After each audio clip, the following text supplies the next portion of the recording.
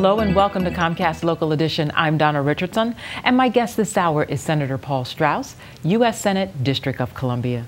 Senator Strauss, thank you for joining me. Thank you for having me, and thanks to Comcast for being so cooperative and helpful in promoting our programs. Now, I know you've worked on numerous initiatives, but one of them is Think Inside the Box. So please explain for our viewers. Well, we're not trying to stifle creativity. We're trying to call attention to a specific box, which, if you're a D.C. resident, appears on the tax form, the D40 or the D40EZ. And that promotes the D.C. Delegation Fund, which is how the work we do in supporting D.C. statehood gets funded. Oh, and so there's just an additional checkoff box on the tax form. Exactly. On the federal form, you have the Presidential Election Fund, and in the district form, you have several worthy initiatives, including the D.C. Delegation Fund for statehood, an Anacostia River Fund promoting children and youth who are at risk. So there's a lot of good causes that D.C. residents can contribute through. But in particular, because we're fighting taxation without representation, what better time to strike a blow for D.C. statehood than on the very day you're stuck paying those taxes without representation?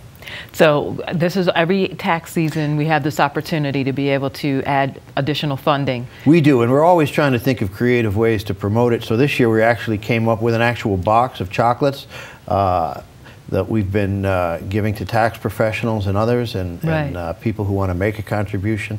Let us know and we'll get you one of those little boxes. And most people can't resist chocolate, so it's a great idea. That's right.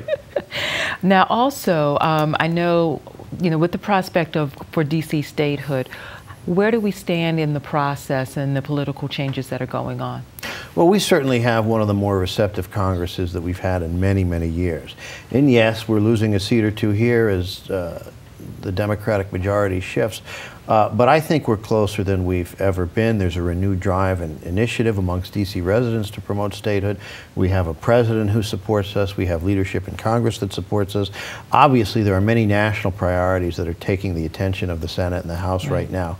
But we're optimistic that this could be a good time for D.C.'s rights to move forward in our national legislature. Now, in addition to working on the statehood issue and thinking inside the box, we are also working to take riders off of the appropriation bills. So explain the significance of that.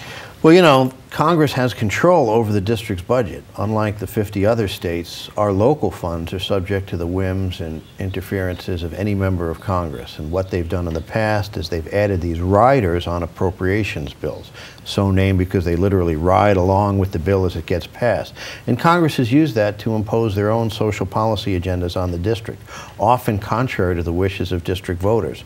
So what we've tried to do is get what we call a clean appropriations bill, one that simply reflects the budget priorities of the district's elected officials and not the whims of out-of-state legislatures. And we've been very successful in doing that.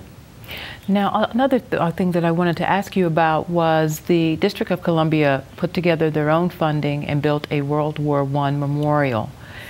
Now, however, there's talk about changing its name and the whole process to a National World War I memorial.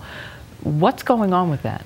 Well, there is a special memorial on the mall that D.C. residents themselves raised money for. It has the names of 399 World War I veterans from the District of Columbia who perished in that war. And unlike the veterans in that war from other states, these soldiers, men and women, died for their country without a vote. And we think it's a special memorial deserving of a special honor. But there are some in the Senate who have a bill that would take that memorial and redesignate it as the National World War I memorial, under the rationale that we have a monument to so many other wars on the mall, and we never got around to doing one for World War I. So rather than build a new one from scratch, let's just take D.C.'s. And I think that's a terrible idea and a terrible insult to the D.C. residents who've died. Well, Senator Strauss, thank you so much for your time. I look forward to seeing you again. Thanks so much. My guest this hour has been Senator Paul Strauss, U.S. Senate, District of Columbia. And if you're interested in what Comcast is doing in your community, go to On Demand and click Get Local. For Comcast Local Edition, I'm Donna Richardson.